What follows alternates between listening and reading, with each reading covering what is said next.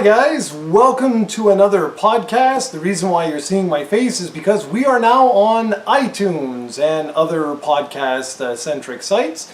So if you find that it's too long to listen to the entire podcast on YouTube, you can go ahead and download the podcast via iTunes. Just go to iTunes search and put project and then a space COE, or you can put Canadian Gamers, or you can put Nintendo Fanboyz, but instead of an S, put a Z. Alright? That's pretty much it. Enjoy the podcast. Hey everyone, welcome back to another episode of Canadian Gamers, episode 81, and we have some huge news that we're going to reveal to you at some point during the podcast because we're douchebags like that, and Steven wants to hype up something awesome, but we're going to make you listen to like half the podcast first because that's the way we roll. So, some interesting things going on. I mentioned, I believe it was in the last Nintendo Fanboyz, that I've been playing the Telltale series. And what I mean by that is like all the different games that they've released, I've had for a long, long time. I just never had an opportunity to go through them all. And where am I up to? So I've played The Wolf Among Us, went and played through Tales from Borderlands, I think it's called. Game of Thrones, Walking Dead Season 1, plus the 400 Days episode or whatever. Just finished yesterday Season 2, and now I'm playing through Michonne, which is much, much smaller sort. It's not as big as one of the seasons. And I'm right at the end, actually, of the first episode of that, and I think there's 3 episodes, and that's it. And I also finished off Batman. And overall, it's really been fun to see how they've evolved their storytelling, and it's been really interesting because the first Walking Dead series was really interactive. Like, there were a lot of interactive elements where you'd walk around, you'd pick things up, and this and that and everything else. And it's funny because as their technique, I guess, has evolved, there's actually less and less gameplay in all of the newer releases. Like Batman, for example, I'm not going to spoil anything, but in relation to The Walking Dead, it's almost like you're watching almost like a movie. There is one thing, though, that's really cool that I really like with Batman, which if you're a fan of the Telltale series, you'll know that essentially you walk around, you do quick-time events for combat and things like that, and then there's usually, not puzzles, but areas where you can like walk around and interact with different objects to either progress the story or talk to different characters and things like that. And Batman is 100% that. It's the exact same formula. The difference here is that they're now sort of almost like a detective mode type of area. And these are the areas where you can walk around, and what you have to do is sort of link clues together in order to be the world's greatest detective, and it's kind of neat. So like you'll go into an area and there'll be a bunch of corpses all over the place and maybe like some residue where something exploded, and what you have to do is, for example, something simple like looking at, say, scorch marks on the ground and then looking at, say, some melted metal off to the corner. And it'll ask you, would you like to link these 2 items together? And you can link them together, and then Batman will look and say, like, okay, well, this makes sense. This barrel exploded, causing these scorch marks. And you have to do this, say, like 4 or 5 times to link everything together. And then he's like, okay, I get it. And he recreates the whole crime scene. And it's really unique, and I really like that. It's a very nice addition to their formula. And they've also really increased the QuickTime events to make it feel slightly more interactive. So overall, really enjoying Batman. It's quite short. It's about maybe an hour and 20 minutes, something like that, if you play through it. And I'm really looking forward to the follow-ups. I think this one's a 5 or 6 episode one. And of course, as you know, the choices that you make in one episode will follow through to the next ones. And I really like this universe or this take on Batman. It's really, really cool. You can make him basically be Ben Affleck violent, or you can make him be the comic book Batman who doesn't kill anyone, who's not brutal and things like that. Very, very well done. The only sort of criticism I have up to this point is that I'm kind of fed up of seeing the origin story and harping on that as much as they do. And I get it, this is the first episode, but I'm hoping that they don't keep going with that because it's going to be really annoying. But other than that, very, very good. Comes recommended for sure, especially if you like these particular games. Really, really good time. So what about you? What you been up to the last couple of days? I haven't been up to much. I haven't had much time. I haven't played Song of the Deep until the last Fanboyz, I believe. And I've started Monster Hunter Generations 2 days ago, and I was planning on playing more of that. I didn't have time, so I played about 30 minutes of Monster Hunter, or 45 minutes, whatever it is. And it's a incredibly deep game. Like, I have no clue what I'm going to do with this. I was having fun, but at some point seems like it's going to be way too complicated for me. I never was able to... I like it when games do all the work for you. Like, when you play an RPG and you try to buy a new set of armor, I like it when it tells you exactly the stats. Like, if you buy this, you're going to get this increase and that decrease and whatever, and when you buy it, you can equip right away. I think Monster Hunter is one of those games where you need to calculate everything, and basically, if you want to get some armor and stuff like that, you need, like, it's not like there's a clear winner for every set of armor and weapon. It's just your preferred choice, I guess. And I don't know, but so far this seems like one of these games that someone could just invest like hundreds and thousands of hours into and always have something different to do. So I'm really curious to see if I'm going to like it. I've never played this series before, so this is pretty much what I've been doing lately in terms of game. I really want to see what you think of this more long term. I'm really, really curious because this is one of those series that, yeah, you're absolutely right. It's actually like ridiculously deep.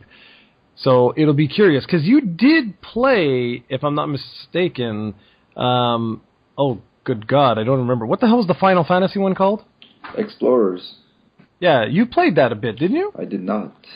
You did not. You see, that would have been, I think, more interesting for you because it was a lot simpler. I think that you could have eased you in, and if you liked it, then moved on to like the granddaddy, which obviously is Monster Hunter. Monster Hunter is an exceedingly deep game, and Steven has been driving me nuts to, drive me nuts. He sent me one text to buy the game, which is not bad because normally he'd send 16 texts every 3 minutes saying you should buy this, you should buy this, you should buy this, you should buy this, and then I would buy it and we'd never play. So, cool, alrighty. So I guess we will begin with the biggest news, and I'll let you go ahead and spoil it for everybody. So you want to talk about... I don't have any idea what the podcast is because you're the one with all the... You have one topic that you've been you've been asking me to do this, you've been telling people I'm stupid for not doing it, so there's only one thing Steven has, one topic, and that is... There's a lot of things I tell people you're stupid for not doing. So you're going to have to be... Oh, I think I know where you're going with this. I hope you know. It's pretty obvious. If this was planned for later, well, too bad. But I think you're talking about something that should have been done years and years ago. Basically, when we first started Canadian Gamers, this was a podcast, and a podcast only. You could only get it via iTunes. And now we've been doing Canadian Gamers on YouTube for about 2.5 years or 3 years. Not really sure, and we're up to like 81, you said. So we've been doing a lot, and we've started a second podcast, Fanboyz, which is already like in the high 15s, right? 15, 16. I think we did 16 last week, so we've really been enjoying doing these two podcasts. And they seem to do very well, so it's always fun to do. The problem is that it's not necessarily the best type of content for YouTube because these tend to be very long. Like, we've had one that was over 2 hours. Usually they're around an hour and 15 minutes. And I'm a guy who listens to podcasts all the time at work every Tuesday when I drive for around like 2 hours, 3 hours every day of driving. So I always like to listen to some podcast. And it's not ideal with YouTube. So what we decided to do is for those people like me who like to listen to podcasts but don't necessarily have the time to sit in front of a computer or in front of their phones for an hour or two to listen to or watch our podcast, they will now have an option to do so with an audio file that I believe will be released on iTunes as well. So we'll still have our YouTube podcast with the gameplay footage like you're probably watching right now. But we'll also have now, starting with this one, I believe, the option to do so with iTunes, which is awesome. And I'll let you fill in the details because I'm not sure on what account you need to go to subscribe to us. Okay, well, the easiest thing, the absolute easiest thing will be to go to iTunes and just put in Canadian Gamers or even Nintendo Fanboyz or even Project COE. The easiest thing, though, is to put the name of the main podcast, which is Canadian Gamers, and just for now until things get running. And the reason for that is because iTunes only refreshes its podcast once a day. So it's gonna take some time. I'm actually gonna put up the audio file first before the video goes up, most likely the same day. But if you are subscribing to this via iTunes, the chances are quite high that you will get to listen to the podcast like probably a couple hours early, or maybe even the day before or something like that. And the reason I'm doing that is because otherwise, what would happen is the people on YouTube who don't know about this and they're like, oh, finally, you guys are on iTunes, sweet, and they go to check and it won't be up or they'll have trouble finding it. So I actually fixed all of our iTunes information, about a week ago now, like at least 4 or 5 days. So I'm hoping that everything is good. And, while I'm talking, I'm going to go on my phone here and see. I renamed it Project COE because previously it was actually under my name, and that's just because of the way it was recorded. You had to put like who's talking, so it would be like Jarrod and Steven and everyone else. So I'm just going to check right now to see if Project COE, as one word, by the way, I think, or was it two? Just checking very, very quickly.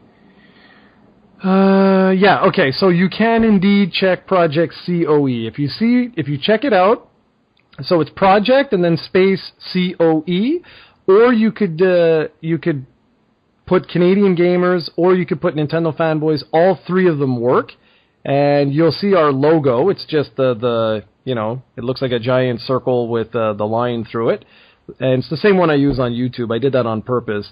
So that's it. Yeah. Everything's fine. If you look right now as you're listening to this episode will be up. And yes, it's going to look kind of funky. It's going to be kind of weird because you're going to look through and see that the podcast essentially goes to episode 36, which is kind of weird. And then we're going to jump to 81. But Steven and I were discussing this. We have to pay for hosting fees on this in order to do this. And we were both like, well, it doesn't really make any sense to fill it with all our old podcasts because odds are that we're going to get, more and more people, especially now doing this, listening to the newer stuff. So it just didn't make much financial sense to spend money for old podcasts and then have to spend like double the amount in order to put up the new stuff too. It just didn't make sense. But I mean, you guys will be the ones to let us know if there's any problems whatsoever. There shouldn't be, but if there are any problems whatsoever, do let us know. You can always reach us here at YouTube, just in the comments and stuff like that. So that was the first big, and that was the main thing today. That was something, like Steven said, that's something that we've wanted to do for a very long time. The problem was it's not cheap. It's really not cheap to do these sorts of things. I don't recall the exact price, but it costs money. So what we're doing is we're going to use the ad revenue that we get from YouTube to throw that onto onto the service that we're using. So hopefully you guys enjoy. I know there were a couple of people, well, there was one guy in particular who left a comment on, I think it was the last Fanboyz, was saying that, oh, it's just way too long. But that's the whole thing with a podcast, right? It doesn't make sense to have a podcast that's 5 minutes or something like that. And we like to just, shoot the shit and talk about whatever is going on and just ease into the regular podcast formula that we have. And we like what we're doing. We think it's kind of cool. And I think a lot of you guys seem to like what we've been doing. Statistically, when we looked at our YouTube numbers, the longer our podcasts go, and now this is not a linear function by any stretch of the imagination, but when we used to have like 15-minute, 20-minute, half an hour podcasts, we would average significantly less numbers than today when we're over the hour mark. For me, somewhere between 1 hour and an hour and 20 minutes is actually like the perfect thing. When it goes over that, it's got to be a pretty special podcast. And today's shouldn't be, I don't think it's going to be that long. Just a small note, I just want to mention and clarify, you'll need to mute your mic, it seems, every time I speak again today. Oh, you're having more echoes? Indeed. All right. Okay, I will go ahead and do that. So do you want to add anything else before I move on? Yeah, I just wanted to clarify, when you do search for Nintendo Fanboyz, make sure it's with a Z at the end. Yeah, that's true. Good point. Very good point. And I don't know why the echo. That's really annoying because Steven and I actually spoke, when was that? Just like a couple days ago over when we were looking for a solution for our podcast, and we spoke for like half an hour, 40 minutes, and there was no damn echo. That's annoying. But you were on your phone, I think it was, or something. Anyway.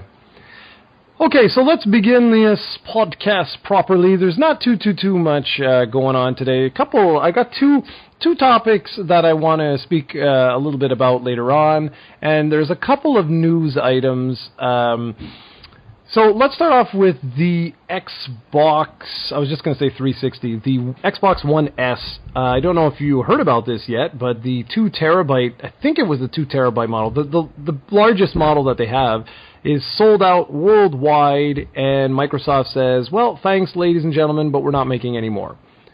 So I thought that was kind of interesting, and I don't know if I find this surprising or not, because it shows that a lot of people are interested in picking up the, like a heavy-duty hard drive, and yet Microsoft's like, no, we have no intention of making more of that SKU, which, why wouldn't you? Now, of course, Scorpio is coming out next year, but really, for all intents and purposes, Scorpio is going to be a like Xbox 4.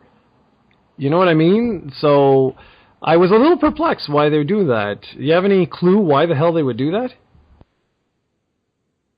I missed the first part. Are you saying they sold out the Xbox S console, or is the 2 terabyte one the same?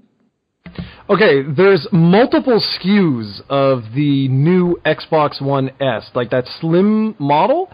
And one of the SKUs, or units, or whatever packages, it comes with a ridiculously large, it comes with a large hard drive, and I believe it's 2 terabytes, and that particular unit, that SKU, Microsoft has said that, no, that is worldwide sold out, and they have no intention of manufacturing more of that particular unit. And I thought that was odd, because if it's the one that's sold out the quickest, why wouldn't you manufacture more of those?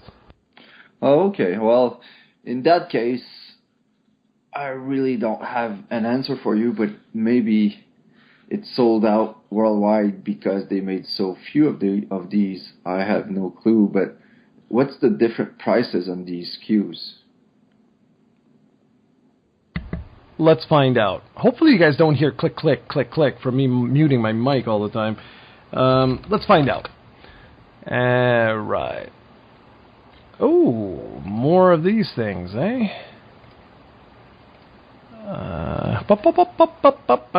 Where is Xbox?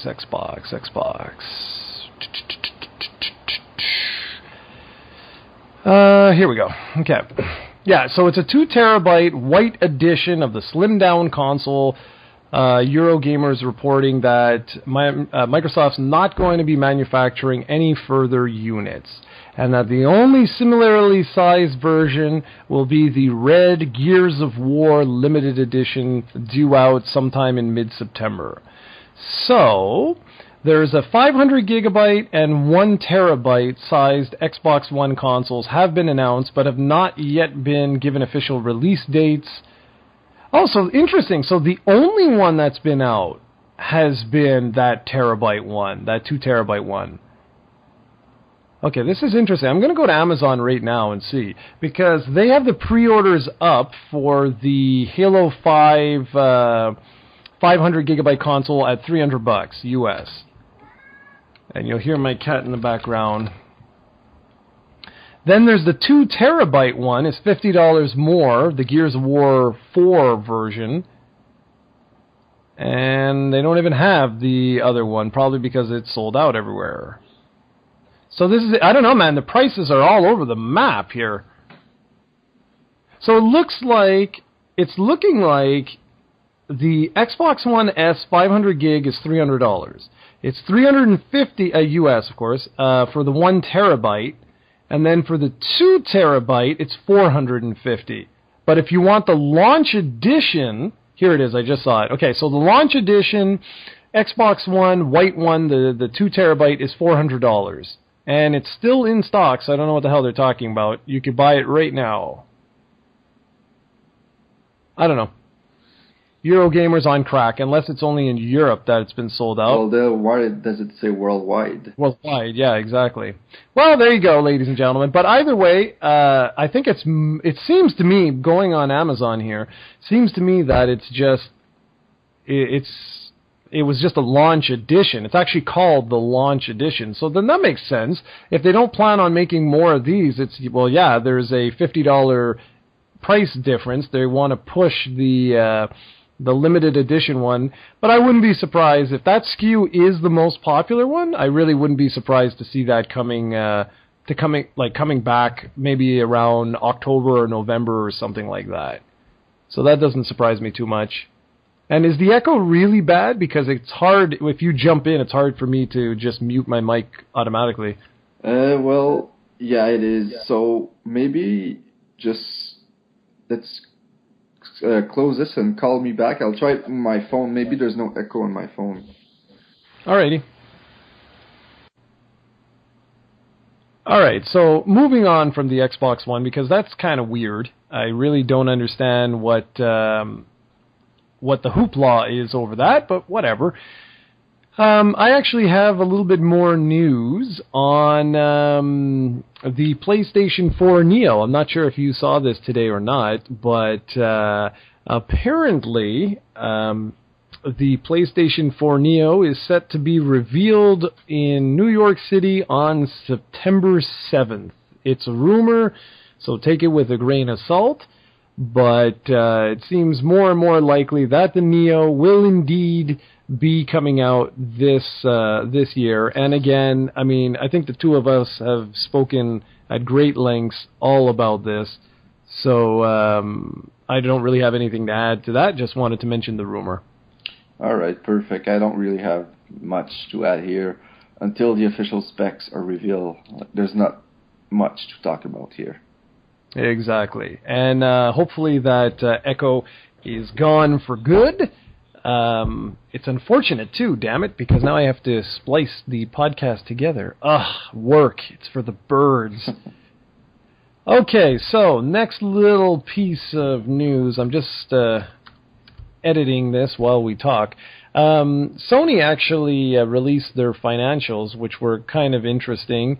Same thing that has been going on more and more as of late, which is the fact that basically Sony as a corporation is being held together by PlayStation. I'm not going to go into all the numbers and stuff like that, but it's fascinating to me that a once giant corporation that was into so many different things, you know, like a major electronics corporation, took a chance on releasing a console. And yes, I mean, there's a whole history with Nintendo there, But the fact remains that they did go out on their own and release the PlayStation, the original PlayStation, and it makes me laugh thinking back now. I wonder if anyone had any clue back then that this gargantuan corporation would release this tiny little console, and it would lead to them 20 years later or whatever,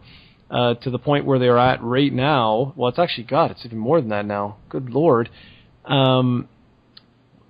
They're in a position where, seriously, they could very easily rename Sony PlayStation at this point in time, because that's where all their money is coming from. It's unbelievable. Do they still make TVs and... They do. And their movie business, isn't it, profitable, or... Yeah, sure, it's profitable, but it's not as profitable as PlayStation. There's nothing right now at Sony that compares to the PlayStation brand. Nothing. It is the dominant, basically, I think it's 76% of the company's revenues come from PlayStation. And like I say, just imagine that this was a company that at one time was the rulers of the home electronics industry. And today, they're a video game company. It blows my mind that, a lot of people said that when PlayStation got into video gaming, it was the death of traditional gaming, because they were a corporation, they were not a video game company, and they had all these ulterior motives and stuff. And yet today, they have pretty much become a video game company. And I find that, it's crazy, man. It's unbelievable how the world works. No comment. No comment. You did it well there. All right, cool. Thank you. Well, you can comment on this next thing, because this is something that's happening more and more.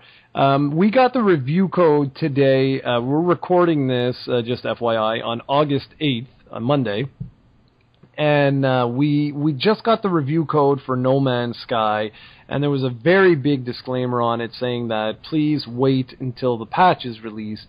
And the patch is essentially a day 0 or a day 1 patch that changes large aspects of the game, a lot of different areas of the game, and some ridiculous things. And I know you had said, basically, before we had done this, well, do we know if they're telling the truth? And we don't. I have no idea. Unless I do this myself and I go and check the before and after, I have no way of truly knowing. But what interests me more is the topic behind this is something I wanted to briefly talk about. And that is, more and more games are getting released broken, or incomplete, or whatever. And that's not, I'm not saying that No Man's Sky is a broken game or anything like that. But when you release a patch that's the same size as the actual game in terms of the download size, and you change everything from the dialogue, or the text rather, that's in the missions to the size of planet, size of the galaxy, the way this is rendered, the way of that, this and that, and everything else. It's you're releasing almost an entirely different game. And we've seen this a lot, not so much in the releasing different games, but where these massive patches get released. And I know we've said in the past about how games today, it's funny that consoles have really become PCs. They really are. This was commonplace on PC ever since the advent of the internet, where games constantly get updated and patched to fix bugs and things like that. And I'll be honest here, it was my birthday yesterday, so I've been doing a lot of reminiscing, and it blows my mind how incomplete some games get released today in relation to before. And I know games today are a lot more complicated than they've ever been. Things like Grand Theft Auto and stuff like that. They're, these are gargantuan games, whereas it wasn't exactly the same for Super Mario Bros. 3, and those games did have a lot of bugs in them. It's just, I don't know. To me, and maybe it's nothing. Maybe I'm on crack, but it seemed to me now, when I play a lot of these retro games, I'll catch a few bugs here and there, but I don't experience game-breaking glitches. I've never had my Super Nintendo lock up on me where I had to shut the thing down. Even like I'm, for Saturn Day, I play a hell of a lot of Saturn games. I never had my Saturn lock up. I mean, yes, it can happen if the hardware starts to get a little bit faulty, but I've had my PS4 lock up multiple times, my PlayStation 3 multiple times, my Xbox 360, my Xbox One. I don't know if I ever had my Wii U lock up. I did with Lego Star Wars. Yeah, you did, yeah. But I'm not sure if I have experienced that yet. But it just seems to me that, like, are games now really, like, is it true that games are getting released now in a more incomplete version, I guess, or format or whatever, than they were years ago, knowing purposely that they can release these day 1, day 2, week 1, week 2 patches? And a perfect example of this is this game that, this Cyberpunk game. I actually have a review coming out once the patch is up, and I think it is now. I have to check it out, but it's that Cyberpunk game Dex. It's a great example. It's from an indie studio, and when the game was released, I played through the game, and I was missing like 4 or 5 trophies. So I was like, oh, curious, like what are they? Because it's like Fallout, where it's a very mission-heavy type of game. So you just go find quests and do these quests. And when I looked online, there was this one trophy that was attained by 0% of the population. I was like, well, that's impossible. And then I looked, and I was like, oh, wow, this is the rarest platinum trophy of any game ever released on the PlayStation 3, PlayStation 4, or PlayStation Vita. Exactly 0 people have gotten the platinum trophy. And I was like, that's not possible. Like, someone out there would have completed this. There's no way I'm the only person to have like 2 or 3 trophies left. And upon further inspection here, when I started looking at different things, the problem was that the game was released completely bonked. Like, it was totally glitched out, and one of the trophies didn't actually exist, therefore making it physically impossible to get the platinum trophy. And again, it's just another example of me sitting there going, I don't get this. Like, are these games just not in the oven long enough, or was this always the case, and I'm just a lunatic? I can think of one example of a game that's retro that could have game-breaking glitches, and that's a game we played recently, Adventures of Mana. When you played Final Fantasy Adventure on your Game Boy, you could, if you didn't bring enough keys with you, you could be in a scenario where you could not advance anymore because of the limited RAM, where doors would not remain unlocked forever. So I guess this was a problem back then, but there was no fix back then. But it was a lot rarer, as you said, mainly because now I guess developers release a game and with a conscience saying them that if there's a problem, they can always fix them later. And since there are day 1 patches, it seems that even when the game is gold, they keep working on it and they keep finding more glitches, so they keep fixing them. That's why most games today come with a day 1 patch. And I don't know if it's that big of a deal. It is obviously for people who do not have access to an internet connection, or people like me who have really slow internet connection. I'm talking about less than 2.5, whatever it is, per second. Yeah, gigabits. Yeah, I have less than 2.5, which is ridiculously slow, as people can no doubt tell. And that's annoying when you have to download like a 3 gigabyte patch. For me, it means that I need to wait like hours before I play the game. So I usually do not patch it up right away.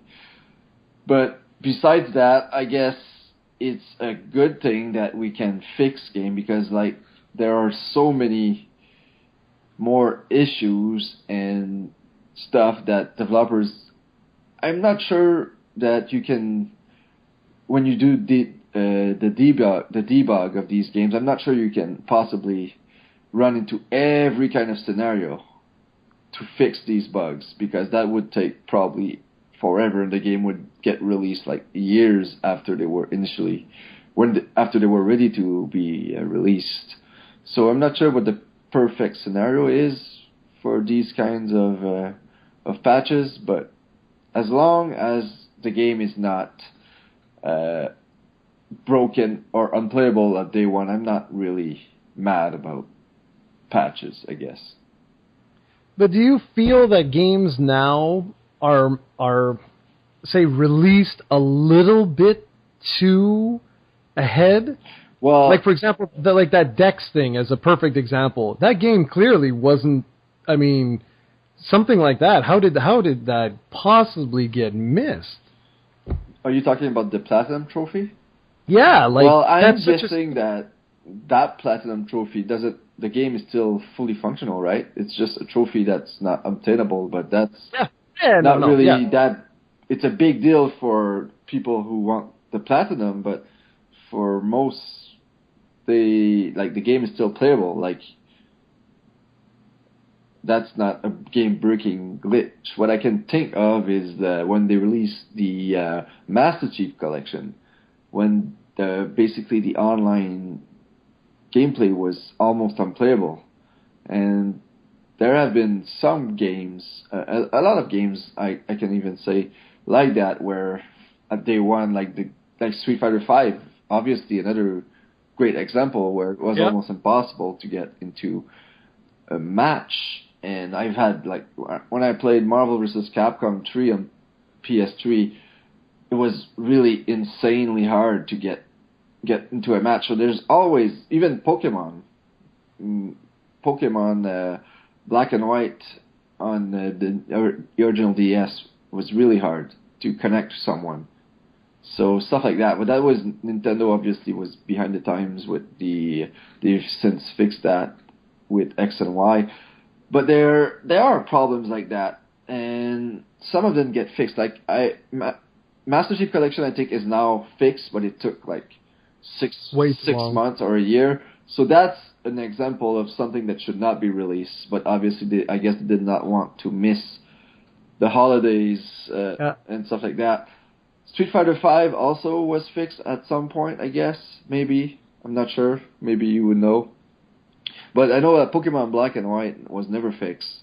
So there are companies, I guess, who see problems and have an intent to fix them, while others, like another example of that is Gianna Sisters' Twisted Dreams on the Wii U. When you play on your gamepad only off screen, there's no audio, and that was supposed to be fixed, and it never was.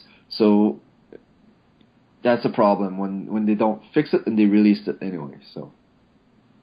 No, I think you just mentioned some very interesting things there. There's multiple tiers of problems there. I think for me, if a game like Street Fighter V or Halo: The Master Chief Collection, that's excellent examples. I think that should not have been released. I mean, these are elements of the game that are just as critical as Mario being able to jump in Super Mario Brothers. You know, like it's a fundamental aspect of the game, and not having that, and it doesn't have to be perfect. Like that I can deal with, but not being able to use those functions, that to me, that's a red flag. Yes, you're going to miss the holiday season, but guess what?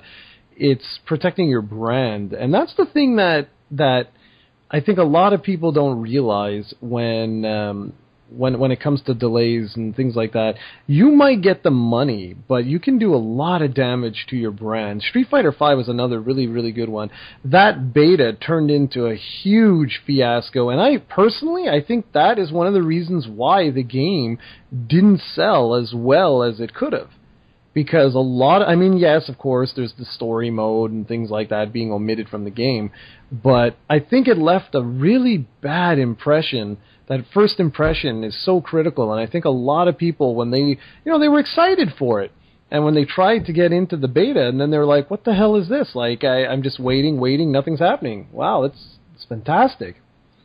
And I don't think, obviously, like the thing I'm saying with Dex is not that big of a deal, but if you know that something like that is happening, post on Facebook or don't be don't be in radio silence mode, because I think that is also something that hurts any potential that your game might potentially, have. If someone is into a certain element and you know that it's broken, just go on Facebook and say, oh, we acknowledge that this is a problem. There we go. That's one good thing with the Master Chief Collection.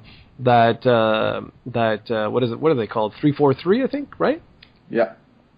They did a good job with that. At least acknowledging that, yeah, we know that there's a problem, and we're hard, at work trying to fix it. The thing is that to all of us was like, well, okay, guys, why did that exist in the first place? So anyways, okay, we're going to move on to the next thing. Like I said, it's not a huge podcast today. There's a couple of things, and we haven't even gotten to the two main little topics. Hopefully you continue to have awesome feedback like that, because that's good. Otherwise, it's going to be a 2-minute podcast, and then I'll say, damn you. Okay, so some news here. Over in Japan, where Dragon Quest is, huge. Is it? Yeah, slightly. At least these are the rumors I hear. Dragon Quest X has now officially been confirmed for the NX. Now, if you guys don't know, when Dragon Quest XI was officially announced, Square Enix had this big, hoopla thing, conference, whatever, where they showed the 3DS and the PS4 version. And then it was really weird, because then it was announced that Dragon Quest X would be coming to the PS4, and then it was also simultaneously announced that both Dragon Quest X and the HD version of Dragon Quest XI, so obviously not the 3DS version, but the PS4 version, would be coming to the NX. And then something very strange happened. This was posted all over the place, and I don't remember exactly what time this was. I think it was early in the morning for me when I was reading all this, and I was trying to get confirmation on the NX, because that would have been the first game announced for it. And I'm looking and I'm looking and I'm looking, and all the sites had updates everywhere saying that no, Square Enix had basically gone back and retracted that statement, saying, oh no, never mind about that, never mind. And I was like, what? So anyways, it has officially been announced now, Dragon Quest X officially confirmed for the NX. And I'm putting it here and not in the next episode of Nintendo Fanboyz, because it does pertain to the PlayStation 4 as well. Both the PS4 and NX version will both be launching with version 4.0. Currently the game is at, I think it's 3.3, if I'm not mistaken. And typically every new version is an expansion pack. That's just the way they did this. So that's interesting, because that means there's not going to be an expansion pack this year, that Dragon Quest X will be coming next year. So I'm wondering if this is actually going to be a launch title, and it will be released right around when version 4.0 hits. And I'm also wondering if this means that they're going to officially pull the plug on the Wii version. I'm really wondering, because maybe not, because if you look at Final Fantasy XI, I forget how many expansions hit the PlayStation 2 before they finally ended, and it may be that it was all of them that were released. And why this matters at all is because good old Cranberry plays the Japanese Wii version of the game.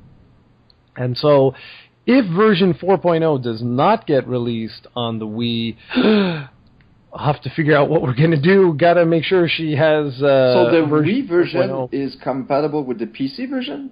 Because they're all compatible. They're all compatible. Wow. Yeah, it's really cool. So if you have the Wii, Wii U, or PC version, you can play together. All of them. Not the 3DS? Nope, 3DS. Sorry, I always forget about that one. Yeah, 3DS one. Yeah, because that's just a stream version. It's not a local game. Yeah. So you're just streaming with the other players. So that's cool, guys. That's really, really cool. And I don't know if you've noticed, but on the channel we only have almost 100 videos up for Dragon Quest X. And this is interesting to me because the PS4 and NX versions, they could make what I'm playing, the PC version, they could actually release a whole new framework, and part of me is wondering if that's what they're going to do, where they up the graphics ever so slightly. If you've played World of Warcraft or anything like an MMO that's been around for a long time,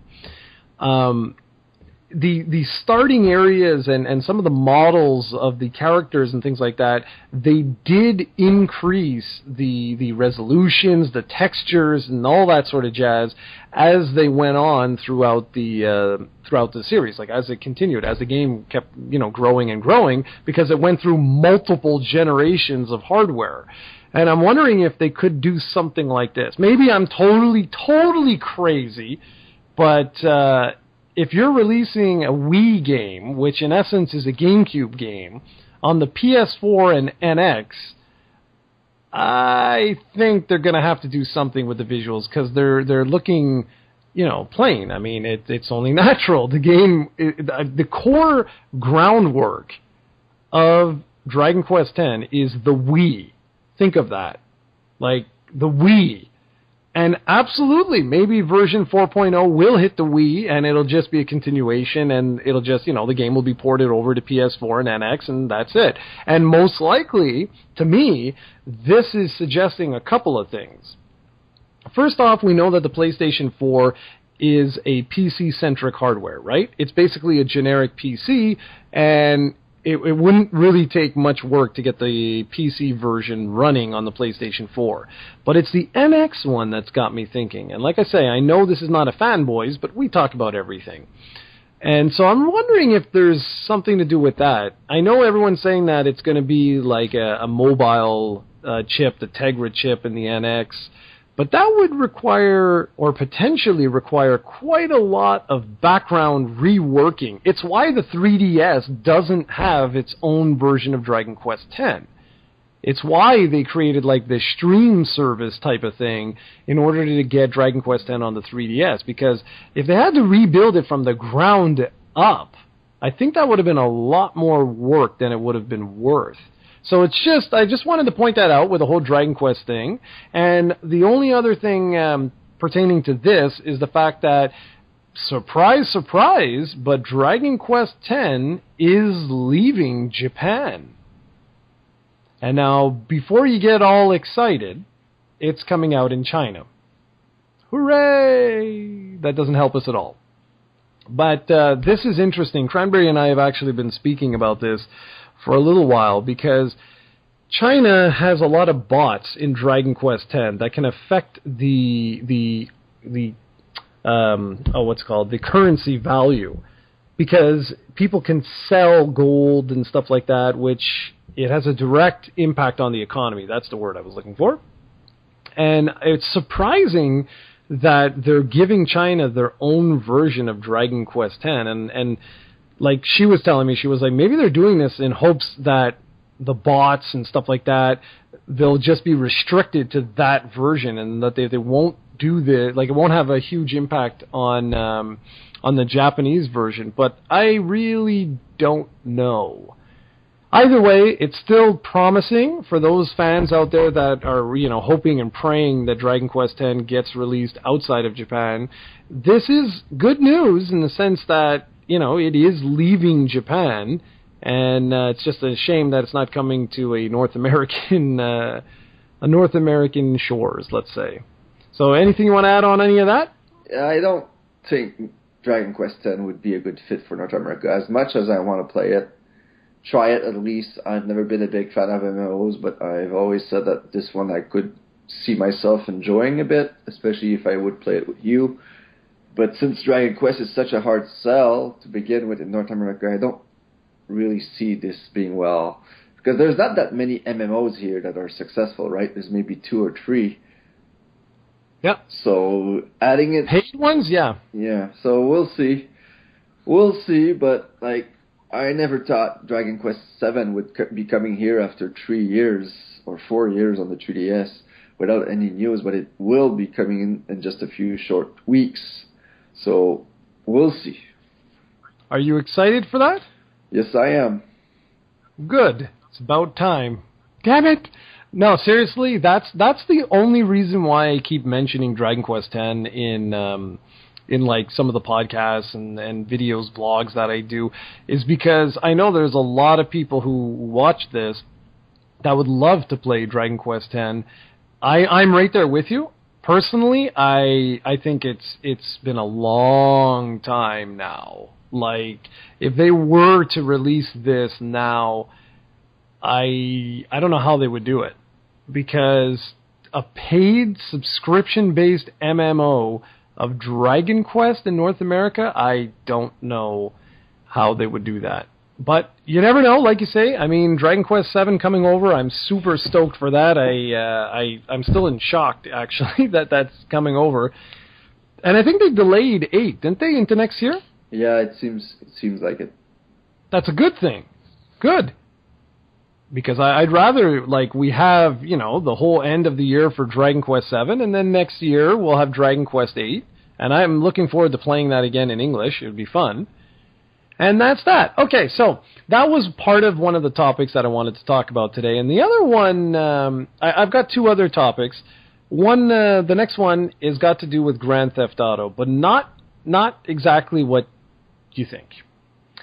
It's the appeal of Grand Theft Auto that I wanted to talk about, and just how insanely big Grand Theft Auto is. You played through GTA 5, did you not? Yep.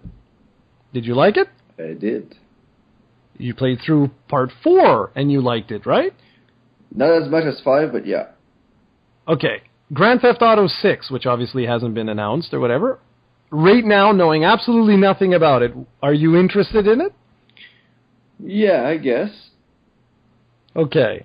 The reason why I'm bringing this up is because Grand Theft Auto has become the new face of gaming, for better or for worse. In the UK, for the week of ending in August 8th, okay, GTA 5 was the #1 selling game. Now, it's been on the charts in the UK for 152 weeks, and it's hit #1 9 times over that time span. Think of that. That's insane. And I really wanted to mention, and this is just the UK. In North America, it's much the same. It's insane how many copies. Let's actually check that. What is this game up to? Charts. Let's see. Just to give us an idea. Because to me, this has become our Mario. Like this generation's Mario. It's become this. Yeah, here. Right now, Grand Theft Auto 5, okay, in North America, it's the number 5 game. And it's been on the charts since its debut. And I don't think it's ever going to stop. So it's nearing 15 million copies sold. Did you say 50 or 15? 15 on one platform. Holy shnikes. Wow! It's at 13.5 million units. No, wait. Hold on. Is this just the PS4? Holy crap. Wait, whoa. Grand Theft Auto 5. And of course, it's not an exact science, right? Holy... What? Wow. Jesus. How many... what do you think? Let's put you on the spot. What do you think? Overall? Yeah, overall. I'll say 60. It's nearing it. It's at 59. Well, that was pretty close. Not bad. Wow. Holy crap. The #1 selling platform is the PlayStation 3, where it sold 21.42 million. Holy crap, man. So the topic is basically just to say, what is it? What is it with that franchise now? What's the appeal of Grand Theft Auto now? Ever since Grand Theft Auto 3, this series has been getting more and more and more popular, and I'm pretty sure that GTA 5 has outsold GTA 4. Yeah, I did. And so what's up with that? Like, has this truly become the next? Yeah, it has. Wow, man. It sold almost 3 times more than Grand Theft Auto 4. Holy shit. Wow. So what the hell is it? This was released, 3 or 4 years ago? 2013. The first one came out. Okay, so 4 years ago. Almost day to day, I believe, because I remember this was a summer game, if I recall. And the thing about Grand Theft Auto is Rockstar has really taken care of this series. Like, if this would be EA, they would have been a Grand Theft Auto every year and DLC almost every 3 months. But there has not been. Surprisingly, I don't even think they're working on Grand Theft Auto 6 yet. They are really smart about this series, and they're taking their time because the games are really quality. Grand Theft Auto 5 was an amazing game.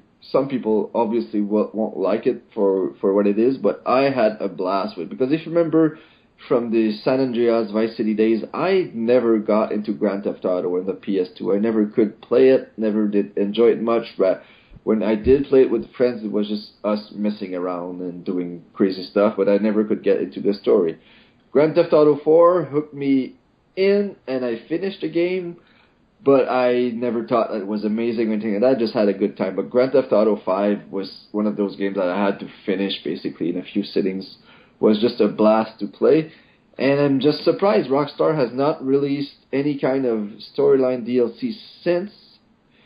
And they basically, I think they're making tons of money with Grand Theft Auto Online from it and stuff like that. But like they're really, really smart about this series. They know that whenever Grand Theft Auto 6 comes out, they will make a truckload of money, so they don't need to rush it. They can take their time, and they're still making money from Grand Theft Auto 5, so there's still revenue coming in. But also surprising is that there's not many Grand Theft Auto clones out there anymore. I don't know why. Maybe it's because these games are expensive to make, obviously, and few series can actually sell that many games like Grand Theft Auto. I believe Grand Theft Auto 5 made $1 billion in revenue on its first day that it was out. So it's a very, very profitable franchise, and I really don't have much negative to say about Grand Theft Auto 5. I don't know if you ever got around to playing it, but it was just an amazing game.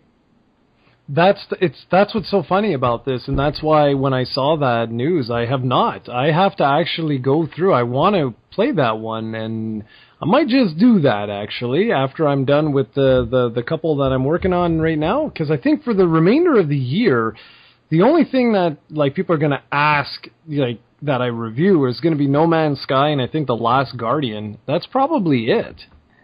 I'm probably going to pick up Gears of War for myself just to have fun with it.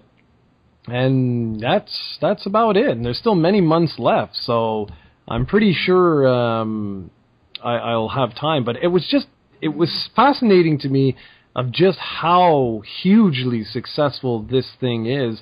And I'm wondering, what is Rockstar going to work on next? Because they basically can do whatever the hell they want at this point in time. They've proven that whatever they're doing is working. And I think, like you say, I think a lot of that has to do with the fact that they're not rushing things. They're taking their time. They're releasing things at their pace and when they're ready to. And a lot of people have been hoping that their next game is going to be a follow-up to Red Dead Redemption. And I think you would be quite pleased with that, would you not? Yeah, Red Dead Redemption was another amazing game from them. And I think that one also sold very well, although not close to that. I think it's probably around 15, 20 million, that one. But it's been recently re-released on Xbox One, and by that I mean that you can buy the 360 version, and if you have a 360 version, you can download it for free. And I think they are having a lot of success with that version also. So, yeah, Red Dead 2. Well, I think it would be the third one in the series actually, but Red Dead Redemption 2 would be awesome. That's just kind of like Grand Theft Auto, but in earlier Midwest setting, so I had a lot of fun with that one too. I'm just looking here. Yeah, it did very well, man. It basically sold like 15 million copies. That's really good. Yeah. So it's going to be interesting to see what happens with that. And that's pretty much the end of the regular podcast. Now I just wanted to have just a fun little topic to end this out. And we're actually on time. We're about at the just at the hour mark here, which is great. Awesome. So basically, this was just a fun little thing to say, because it was my birthday and I got thinking about this, of how times change us and how when I was young, certain games seemed to last forever. Like A Link to the Past, for example. A Link to the Past, when I first played that, I couldn't even tell you how long it took me and my brother, or my brother and I, rather, to finish that game. I don't know, maybe a month, maybe 2 months, maybe 5 years. I honestly have no clue. But because back then, you know, your money's limited, you have your birthdays and Christmas and stuff like that where you would get new games, they would last so long. And I remember back then, it's not that I don't enjoy games as much today as I did when I was younger, but I find that back then the value of a game went so much further. Maybe because I was younger and the fact I couldn't buy other games or anything like that. But even going into like the PlayStation era, I remember vividly like finishing Resident Evil, for example, and going back and like I played it on normal, and then when they released the next version that had like a hard or a range mode, I went and I played the hell out of that. I wanted to know, you know, what was the quickest way I could get through that mansion. Metal Gear Solid was another one. When I originally played that, I put the controller down when I finished it and just picked it up right away and went back and played it again. I wanted to see, was there something new I missed and how I could go and do it again. And it's funny because it's sort of related to topics that we've talked about in the past, that as you get older, you don't have as much time.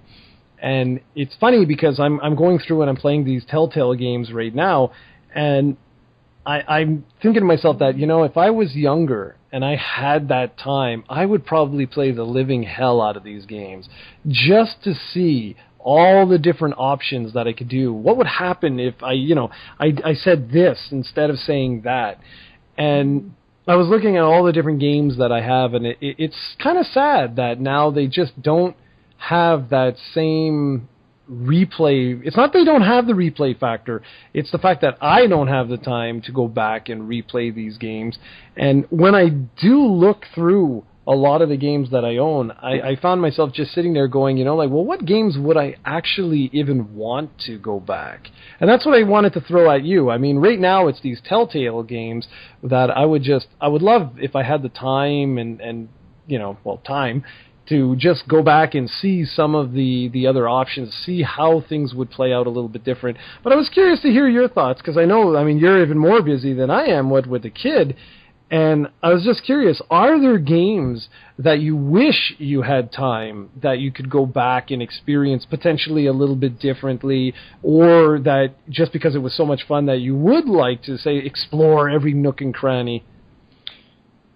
I can't think of one right now. I know for me, when Pokemon comes out, I will play that for months and months and months. Like I know it's different for you because you kind of have to do videos and stuff like that. So you always at some point it was crazy. You were always playing just so you could get a video out of it or you could get a review out of it. You would not play something if you could not. Like if it was an old game that you wanted to play to enjoy yourself, you would not do it. You would rather be, I guess, productive and stuff like that. And I think you've moved on a bit from that since, because we've had a talk about that in recent podcasts, saying that you should play to enjoy yourself. And it used to be a bit, I think a few years ago when you were not working, like Animal Crossing is a perfect example of something that you might not do today, because you put over like 200 or 300 hours into that game just for fun. Yep. And another thing I think that's stopping some people is trophies. Like I remember me personally when I was big into achievements. Once I got all the achievements for a game, I thought I did not necessarily see a purpose for me to continue playing a certain game. There were a few exceptions here and there, but and still, like when I was a kid, every game I had or bought was played and played a lot. And now when I look at the games I have, I can see, I would say even as far as half of them that are not even open for some reason. Sometimes I will pick up a game with good intentions, and then something comes up, and then it gets pushed back, and I don't play it, and it's sad, especially some games that I know I would enjoy, and that's another factor that sucks. And you said it with time, and especially now with a kid, it's not always easy to play. Basically, the only time I can is when he's asleep. And that's it, because on my day off, he wakes up pretty much at the same time as me, and then he goes to sleep around 11, 12 for an hour or two, and then he goes back to sleep at night around 7, 8, and when he does, I'm burned out, and I go to sleep too, so that doesn't leave me much time to play. So I don't know, but it is, like, you too have tons of games that are not played, especially if you look at your Steam account. I bet you that more than half, maybe 3/4 of your collection on Steam is games you haven't played yet, correct? Oh, Steam is actually one of the worst because a whole bunch of companies just gave us codes. No strings attached, no reviews, no nothing. So I think I have 200, 300 games on there that I haven't played. Because I remember one year Steam had a huge sale and you bought 50 games or something. And I'm telling, there's no way you got through half of those. Unless you live a double life and it superhero. It is though, because sometimes there's a lot of games that you play that you don't tell me, which is strange since you text me every day, but sometimes I'll find out, hey, he got a platinum in that game that's recent, but never told me he even played it, so you're funny like that, but it's because I'm an international man of mystery. Yeah, that must be it. The word I would use is an asshole, but you can use that too. But I don't know, man. Times have changed, and I'm sure it's the same when I was a kid, for the adults that grew up playing, I don't know what they grew up playing, I guess Atari and old Pong consoles. When they got older and got kids of their own, they probably did not have much time and maybe even stopped gaming altogether, which is something that will happen to me one day. I'm now sure of it. I always doubted that will come, but when I have another kid or whatever, and when they're old, and then the stress of having teenagers around, I don't see myself playing games forever, and I think I'm okay with that now. But there are series like Pokemon. When Pokemon Sun and Moon hits, and I have a feeling that this year it will be the same for you. I've seen how you got addicted to the old games, and I can see you actually playing this game for a few months. I know, sure, you'll be playing other games here and there, but I think this is one of those games that will bring you back to your Link to the Past games, where you don't necessarily put the game away once you've beaten it. And I think that will be one example, but it is like when we were younger, we played everything just because we had lots of time, and we didn't have money to waste on games we never played. Yep, exactly, and that's really well said. And that's exactly why I knew I could count on you for that. But do you think I'm right with Sun and Moon? Do you see yourself? I hope so, man, because that's truly that's what I want. I want to have another game that I just can lose myself, you know what I mean? I can come home if I have an hour or two that because I'm not a big TV person, in my off time I don't watch TV. Serena and I will pick a show and we'll binge watch a show, but we can only realistically watch 1 or 2 episodes of a show, and then that's it. That's all we have the time for. There's nothing else we can do because our schedules are not they're not paired correctly. Like when I'm home, she's at work. When she's home, I'm at work. You know what I mean? Like it's just the way it is. So like I really hope I can get a game that I can just sink myself into and just lose myself to. And that's what I've been doing lately. I've been a very good boy. I've been playing a lot of things just for fun, and I purposely have not recorded any footage or anything like that purposely because I just want to sit back and enjoy it. And this year in particular, I've been very proud of myself. Like it's been really good. Like a lot of the releases, almost all of them, I've actually been keeping a list of every single thing that I've played, completed, and everything this year, and I'm doing very, very, very well. I mean, I'm also doing this because Steven's constantly up my ass about Game of the Year. So this year, there will be last year too, it wasn't so bad, because this year I know every single game I've played because I'm keeping track of them all. But I'm happy. This is something I want to continue to do as I move forward, because it sort of stops that sort of thing where, look, there's a Steam sale, I'll spend $40 and get 700 games. And sure, they didn't cost much money, but you're not playing them. So you're collecting what? Virtual nothing. You know what I mean? Like, sure, you could always go back and play, but the reality is that you don't. When you hit a certain age, you don't have the time to go back. It's just, and I'm seeing it more and more. Like, I wrote a little list of games right now that I'm interested in. I don't own these, but these are ones that I'm interested in. There was the Batman game, the Telltale game, so I just went, I played through it all, I'm very happy with that. There was The Wolf Among Us. This was written like a month and a half ago or something, and I finished that one, really enjoyed it. There was the Walking Dead series, and I put the Michonne, I didn't know anything about it when I wrote this. I thought it was all like one package.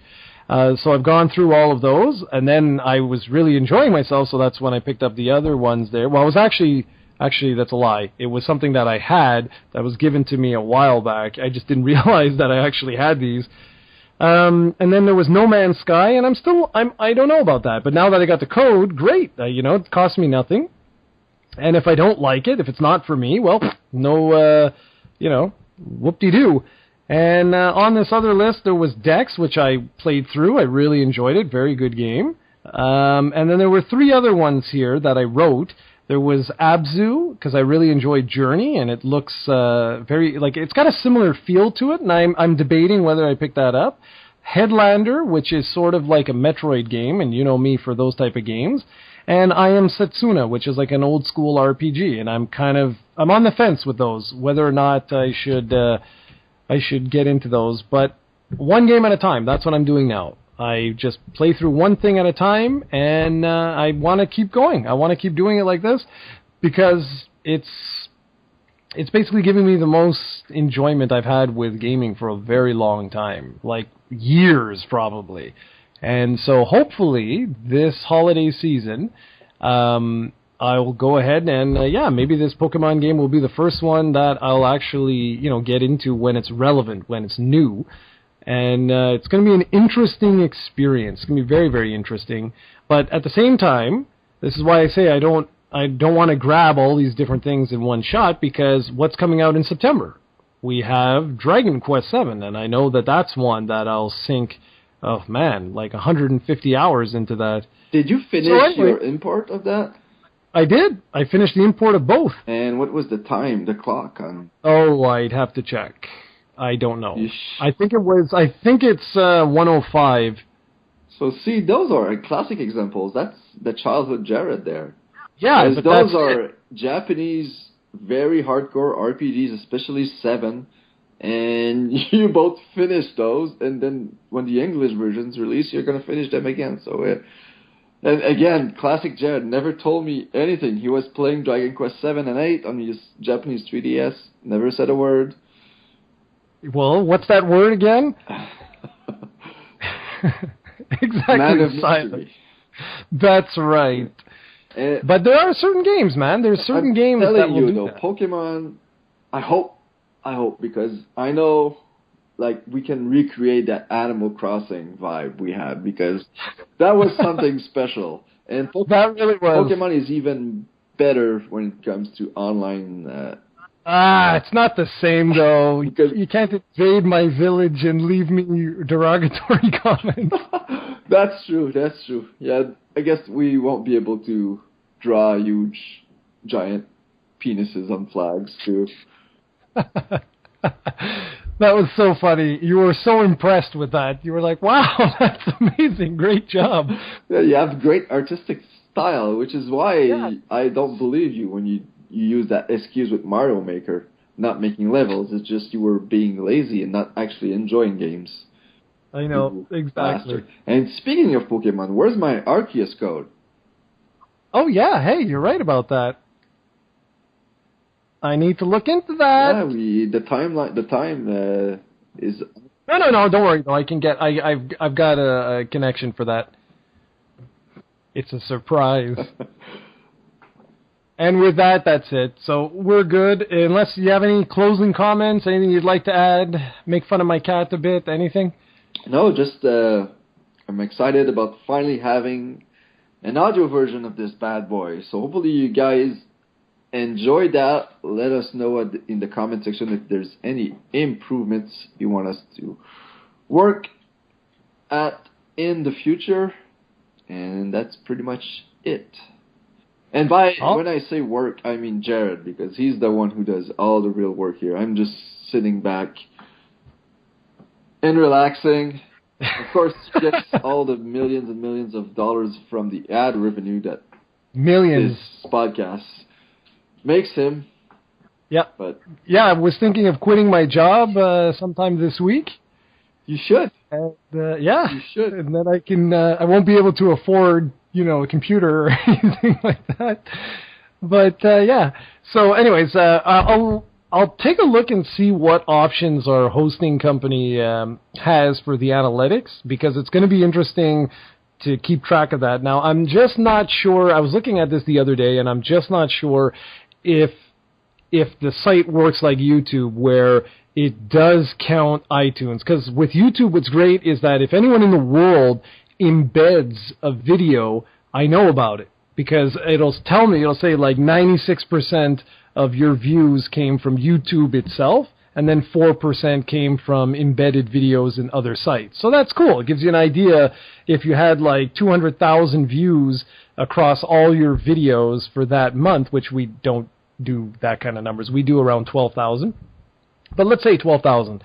So if we have 12,000 views in a month across all our different videos, and we know that 4% of that are from embedded videos, then that means people are actually talking about those videos on message boards or things like that, which is cool. That's neat. And I'm hoping that the same thing for this audio version of the podcast you're listening to today, that it will incorporate iTunes' own sort of tagging system, if you will. So that way we'll be able to track, like, oh, okay, we got 12 people, downloaded this particular podcast. Oh, okay. That's fine. And then we can come back in a few months and say, oh, wow, like we're up to like 200 people downloading this podcast through iTunes. So I'm hoping we'll be able to do that, because it'll give us an idea, like Steven was saying to me offline there, just saying, like, to see if this works, because we want to do things that you guys want us to do, And hopefully this is a big one, and because we have had people ask in the past for just the audio version. And for those that were complaining that it's too long of a video to watch on YouTube, well, this is an interesting workaround for you, because you can just download this to your phone and listen to it while you go to work or anywhere else. Although I can't imagine why you'd want to listen to the two of us going to work. That'd be crazy. Anyways, with that, we're off. So we'll see you all next week, hopefully. And I believe next up is a Fanboyz episode. Yes, it is. It's going to be glorious. And like Steven said, do not forget, it is Fanboyz, not an S. Otherwise, you won't find it. We're special. We are. So thanks for watching, everybody. Thanks for listening, for those that downloaded it through iTunes. And like Steven said, if you guys have anything at all that you'd want us to improve, work on, or have any topics, actually, that you'd like us to talk about, leave a comment.